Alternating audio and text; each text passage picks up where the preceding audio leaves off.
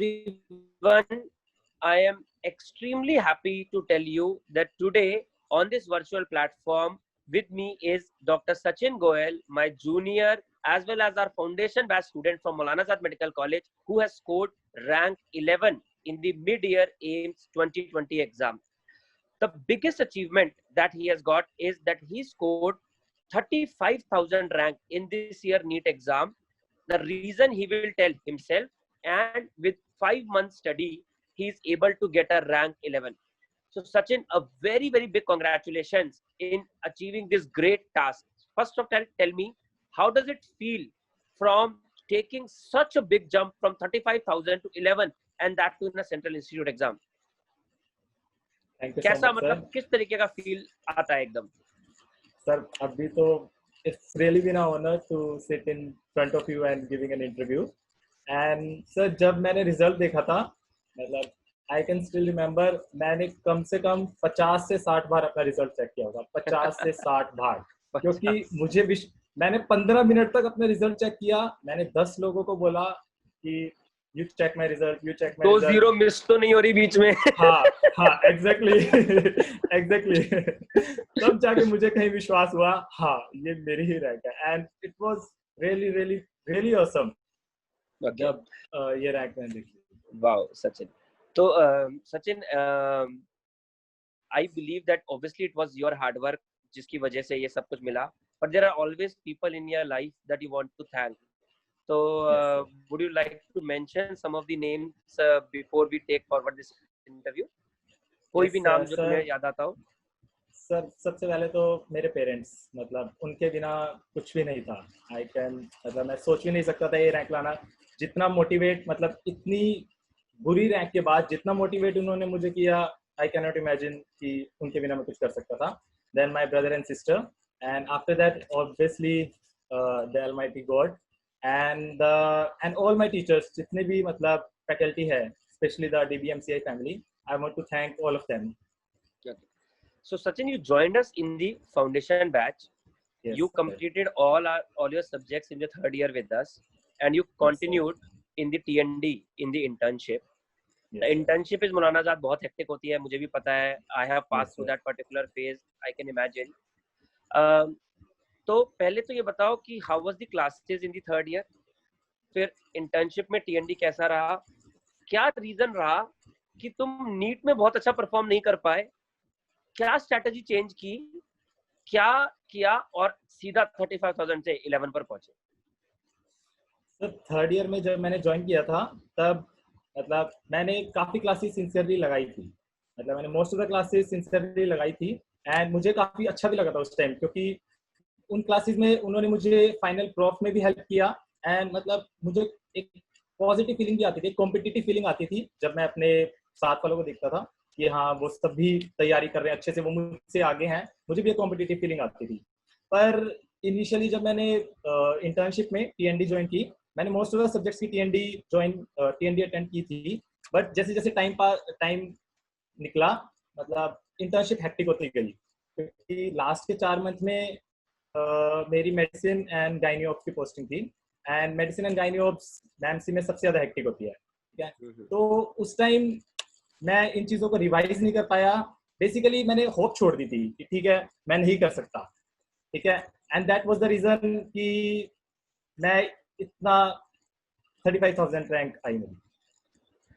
सचिन, आजकल क्या होता है, दो बातें हैं, तुम एक बहुत ही मोटिवेटिंग एग्जांपल हो सब लोगों के लिए, तो इसलिए मैं डिस्कस करना चाहता हूँ ये बातें कि बेटा आजकल जैसे मल्टीपल रिसोर्सेज अवेलेबल होते हैं, हर बच्चे को 5-6 जगह पर ज्वाइन कर लेता है. कुछ लोगों को specifically colleges like Maulana Azad, AIIMS, बहुत सारे इंस्टीट्यूट फ्री कोर्सेज ऑफर कर देते हैं.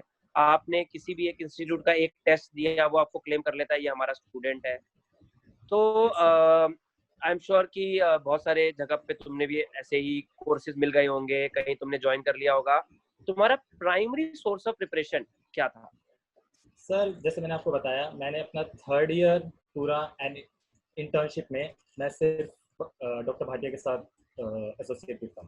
तो अकॉर्डिंग टू मी मेरा प्राइमरी सोर्स DBMCI ही था.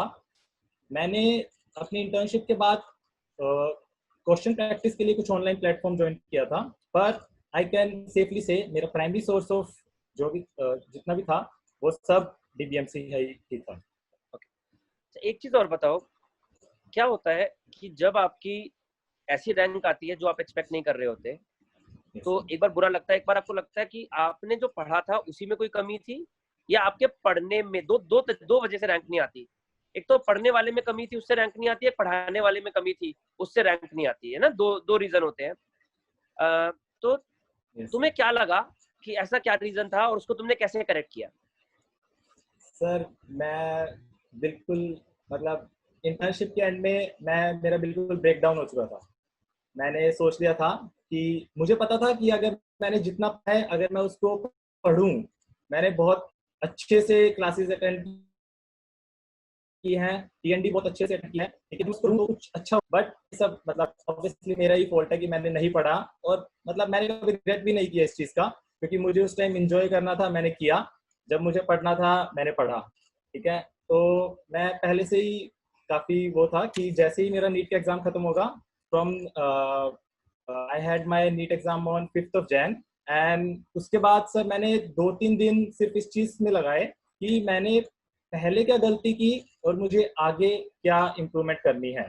तो जो मैंने रियलाइज किया सर, सबसे बड़ी गलती मेरी क्या थी, सबसे बड़ी गलती तो सबसे पहले यही थी कि मैंने जो चीजें पढ़ी हैं मैंने उनको कभी दोबारा पढ़ने की नहीं सोची जो मुझे करनी चाहिए थी। दूसरी चीज मैंने क्या रियलाइज की कि मैंने जो चीजें पढ़ी हैं मैं स्टिल वो चीजें गलत करके आ रहा हूँ एग्जाम में। मतलब जो बहुत इजी चीजें हैं मैंने वो भी चीजें गलत की है नीट में। तो मैंने एनालाइज किया कि मैंने कभी क्वेश्चन प्रैक्टिस नहीं की, मैंने कभी ग्रैंड टेस्ट नहीं दिए। तो ये एक मेजर थिंग थी। बाकी एक चीज ये लगी मुझे कि कई क्वेश्चन जो आपके डायरेक्टली पास्ट ईयर से रिपीट थे, जो मेरे काफी दोस्तों ने बिल्कुल सही किए क्योंकि वो सब प्रीवियस ईयर प्रैक्टिस करके गए थे, मेरे वो चीजें भी गलत हुई। क्योंकि अगर आप वो चीजें गलत कर रहे हो जो डायरेक्ट रिपीट हो रहे हैं तो आप रैंक एक्सपेक्ट कर ही नहीं सकते। तो मैंने 2-3 दिन अच्छे से ये चीजें एनालाइज की, एंड उसके बाद मैंने एक प्रॉपर शेड्यूल बनाया अगले 3-4 महीने के लिए कि मुझे कैसे खत्म करना है। तो सबसे पहली चीज मैंने ये टारगेट किया कि मुझे मिड ईयर टारगेट करना है, मुझे नीट 2021 टारगेट नहीं करना। चाहे मेरी रैंक कितनी भी बुरी थी, ऑल्दो रैंक इतनी मतलब ऐसी थी कि 4-5 महीने में करना बहुत ही मुश्किल था, बट यस मैंने स्टार्टिंग से ही टारगेट बना रखा था कि मुझे सेंट्रल इंस्टीट्यूट ही टारगेट करना है एंड मुझे मिड ईयर ही टारगेट करना है। अगर मिड ईयर नहीं होता तो मैंने जितना भी पढ़ा है that will act as a bonus for me, कहीं नुकसान नहीं होने वाला मुझे उस चीज का कुछ भी। ठीक है, तो मैंने 3-4 महीने का एक बहुत अच्छे से स्केड्यूल बनाया और मैंने उसको बहुत डेडिकेटेडली फॉलो किया। तो आफ्टर जैसे क्या पढ़ा तुमने उस टाइम में? क्या आपको तुमने कुछ नई चीजें पढ़ी, या जो पढ़ा था उसी को रिवाइज किया? क्या क्या किया उन 4 महीनों में, 5 महीनों में? सर मेरा प्राइमरी फोकस यही था कि मैंने जो चीजें पहले पढ़ी हुई हैं वो मेरे लिए सबसे इजी था दोबारा पढ़ना, क्योंकि यानी नई कि जो चीज। नोट्स तुमने क्लासेस में बनाए थे, जो यस तुमने टीएनडी सर, में नोट्स बनाए यस थे, सर, उसी को यस तुमने सर, दोबारा पढ़ा। तुमने ये नहीं सोचा कि मैं अब और ज्यादा पढ़ लेता हूँ, तुमने इसी बात पर फोकस किया कि मेरे को ये पढ़ना है। Yes sir. पहले जो मतलब जिस चीज में मैंने पहले कुछ मेहनत कर रखी है उस चीज में दोबारा मैं इजीली कर सकता था, पर अगर मैं कोई नई चीज ट्राई करता तो पॉसिबल ही नहीं था मेरे लिए 4-5 महीने में सिलेबस खत्म करना, एंड रिविजन तो दूर की बात है। ठीक है, तो मेरा प्राइम फोकस यही था कि जो चीजें मैंने पहले की हुई है मैं उन्हीं पे फोकस करूंगा। ठीक है, बाकी मैंने मतलब एम्स के प्रीवियस 6 इयर्स पेपर सॉल्व किए हैं, एक एक each and every single question, और उनमें जितने भी रिलेटेड टॉपिक्स थे मैंने उन टॉपिक्स में जितना अच्छे से पढ़ सकता था मैंने वो उतना अच्छे से किए।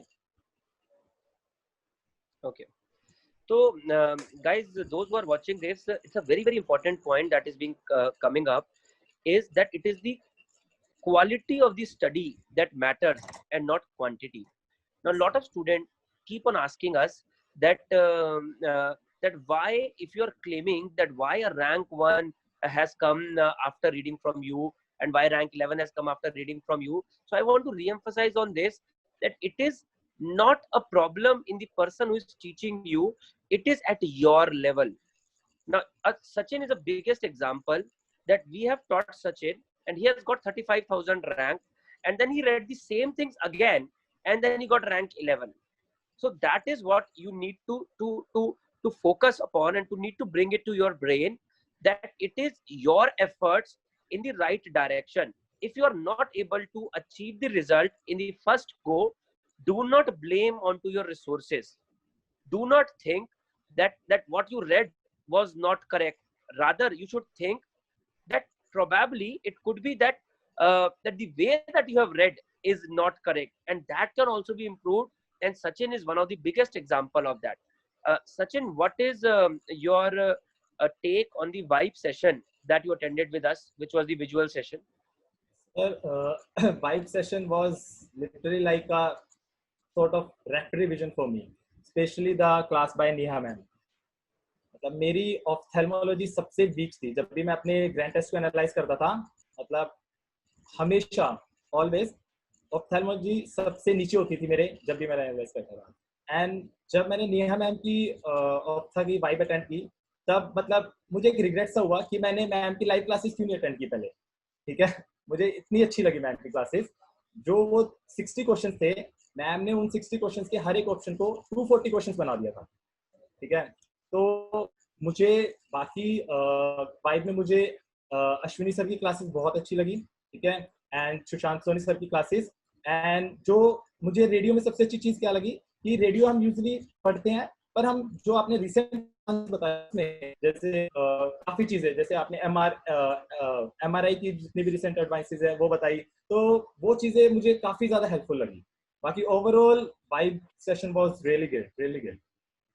तो ये आप ये तो एम्स वाइब, जो एम्स के लिए हम स्पेशल वाइब कंडक्ट करते हैं मार्च में, तुम उस वाले वाइब सेशन की बात कर रहे हो। Alright, so for the students who are listening, that DBMCI is the only institute जो 2 बार वाइब कंडक्ट करता है, one specifically targeting towards the NEET exam and one targeting towards the AIMS exam in the mid-year in the month of March, whereas the one that is targeting NEET is conducted in September or October. Sachin, अपने आप को motivated कैसे रख पाए इस corona pandemic के time में, और स्पेसिफिकली जब ये एग्जाम बार बार डिले हो रहा था? तो सर मेरे लिए सबसे बड़ा मोटिवेशन मेरी रैंक थी। ठीक है, मतलब मैंने अपनी रैंक को कभी भी एज अ ड्रॉबैक नहीं देखा। मतलब मैं हमेशा अपनी रैंक से मोटिवेट होता था कि मैं ये रैंक डिजर्व नहीं करता। मुझे मतलब मेरी रैंक मुझे मोटिवेट करती थी अपने आप को प्रूव करने के लिए। ठीक है, तो मैंने अपनी रैंक को एज अ मोटिवेटिंग फैक्टर देखा। एंड सेकेंडली सर, मैंने मतलब घर पे प्रिपरेशन की थी जितने भी 5 महीने थी, और जितना मोटिवेट मेरी फैमिली ने मुझे किया है, मतलब मैं कहीं बाहर रह के नहीं कर सकता था ये चीज। तो सबसे ज्यादा ये दो चीजों ने मुझे मोटिवेट किया। Yeah, so this is a very important message that you have given. बहुत सारे स्टूडेंट्स ग्रैंड टेस्ट इसलिए नहीं देते कि उनको लगता है कि उनकी रैंक खराब आएगी और उसके बाद वो डिमोटिवेट हो जाएंगे। तो गाइस, जरूरी नहीं है, it is not always necessary कि अगर आपको एक अच्छी रैंक नहीं आई तो वो आपको डिमोटिवेट करे, वो आपको मोटिवेट भी कर सकती है। ओके सचिन, कुछ स्पेशल फैकल्टीज DBMCI की जो मेंशन करना चाहोगे? जो मुझे लगता है कि पढ़ा तो सब कुछ देते हैं, बट कुछ लोग ऐसे होते हैं कि जो आपको एग्जाम में याद आते हैं कि हाँ यार इन्होंने पढ़ाया था, जो आपके ब्रेन पर एक इम्प्रेशन छोड़ जाते हैं। ऐसे ऐसे कुछ नाम अगर तुम्हें याद आते हैं इस टाइम पर एक्सटेम्पोर? सबसे पहले तो अश्विनी सर। अश्विनी सर के लाइन डायग्राम्स, मतलब एग्जाम में आप चाहे डायसेक्शन इमेज आ जाए, चाहे कोई भी डायग्राम आ जाए, मतलब आप अश्विनी सर के अगर आपने डायग्राम्स जो क्लास में उन्होंने लाइन डायग्राम बनवाते हैं, उनसे आप कुछ भी सॉल्व कर सकते हैं। तो एनाटॉमी इतना बड़ा सब्जेक्ट है, अश्विनी सर ने उसको जितना क्रिस्प बन के प्रेजेंट किया है, मतलब मुझे नहीं लगता कि कोई और टीचर वो चीज कर सकता है। तो I am a great fan of Ashwini sir. ठीक है, and after that I would Jay Arora sir. I would especially thanks to Jay Arora sir. Then Sushant Soni sir. Then Neha ma'am, vibe session. Then obviously you Rajat Sen sir, क्योंकि मैंने radio में कभी interest नहीं लिया था, पर आपकी class लगाने के बाद रियली मतलब मुझे रेडियो में काफी इंटरेस्ट आया। ठीक है, ले रहे हो रेडियोलॉजी? नहीं ले रहे? सर मतलब इंटरेस्ट काफी है। बाकी अभी रियली PGI के रिजल्ट का वेट कर रहा हूँ। Okay. Very well beta, and I'm very happy after seeing your amazing jump and the dedication. तो मेरे लिए सारे स्टूडेंट्स एक जैसे हैं, but somehow Maulana Azad being my parent college, आप इमोशनली अटैच हो जाते हो, कॉलेज के साथ अटैच हो जाते हो. Yes, sir. तो though every student is same for me, is equal for me, but I'm very very happy on your achievement, and may God bless you all in all the things that you do in your life. And from the DVMCI family, I once again congratulate you on your great success. A very very big Thank congratulations. you so much. Thank you so much, sir. Thank you so much.